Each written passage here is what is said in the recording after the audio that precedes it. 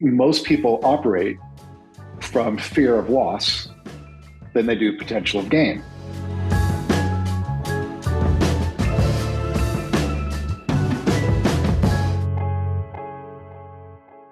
Welcome back to this week's episode of Change and the Market. I'm your host today, Kevin Chamala, and with us is CEO of the Masiello Group, Chris Masiello. How are we doing today? Hey, Kevin, good to be with you. Thank you for joining us. Today we want to dive right in. It's been a conversation that we've had over the last few weeks, but we have some more validation from people out there in the market space. First that comes to mind is Barbara Corcoran, and something she recently came out with in the Entrepreneur article, when she's mentioning that right now is the best time to buy. And she's seeing that more buyers are on the sidelines, and she's not sure why they're waiting, because once rates go down, that's going to push everyone back into the market, and that's also going to push housing prices higher. So one thing I want to do based on that conversation, since we've kind of touched on this topic and we've been preaching this buy now moment, is to try to put this in different terms for people to better understand why this makes sense if they're in the market now. Right. We have been talking about this, from different perspectives. And I think, Barbara is, of course, an industry veteran, like we are.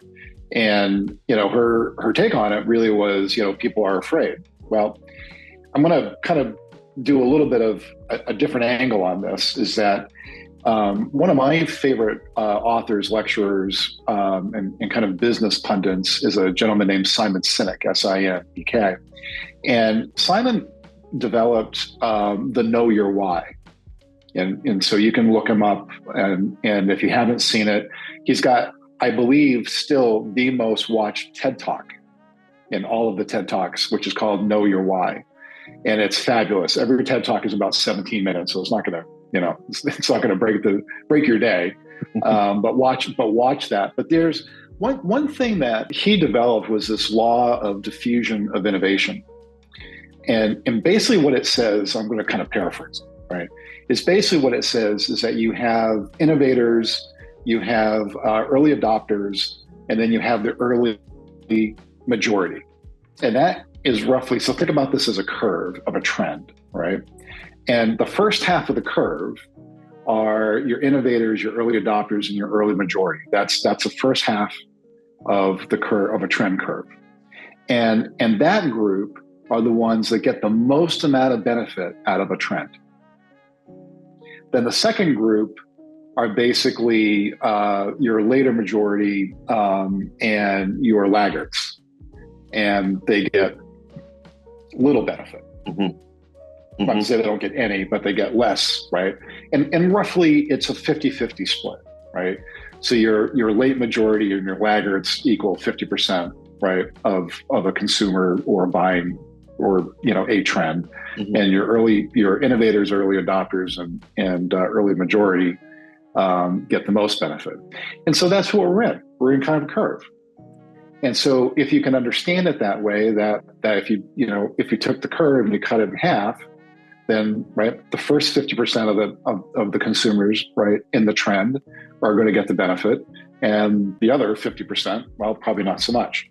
And that's kind of really what everyone's saying, is that although it might seem intuitive to sit on the sidelines, it's because most people operate from fear of loss than they do potential of gain.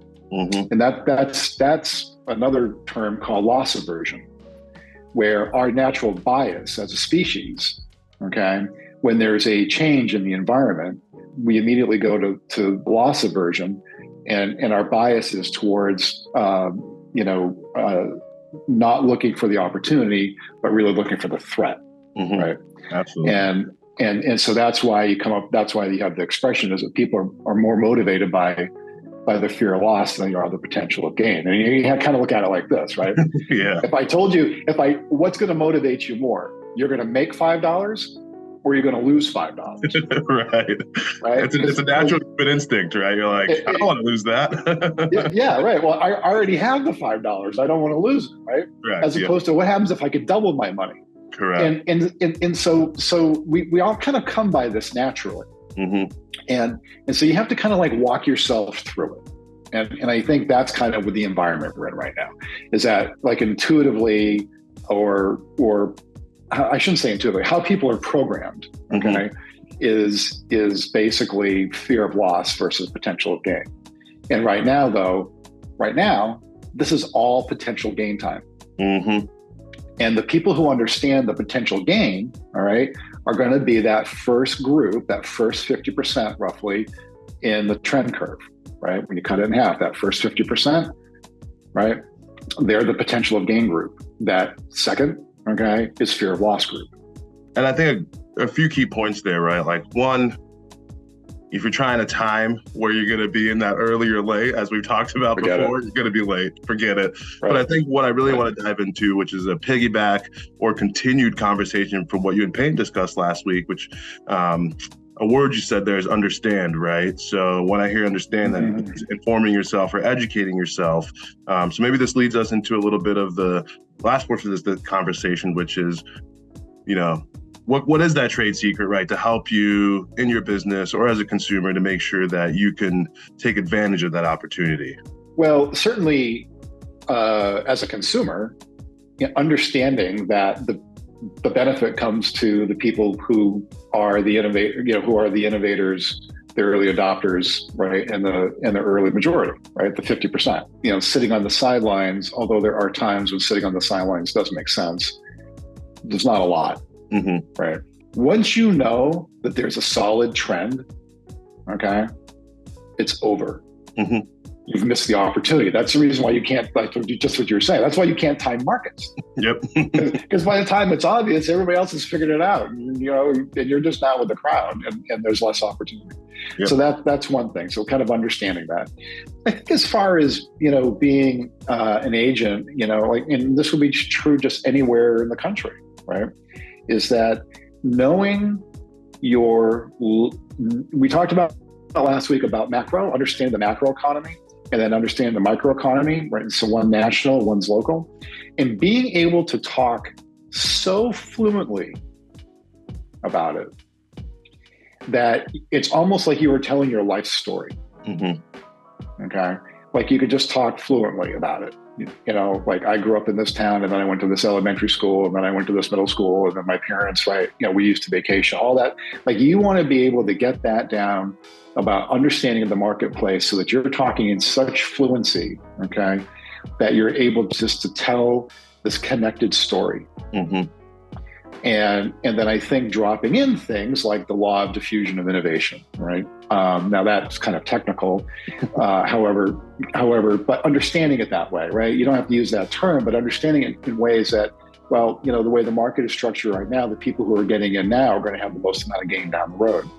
And then finding articles and things like that or talking points that will support that, because logic, having this conversation and being fluid about it, logic is 150% on your side.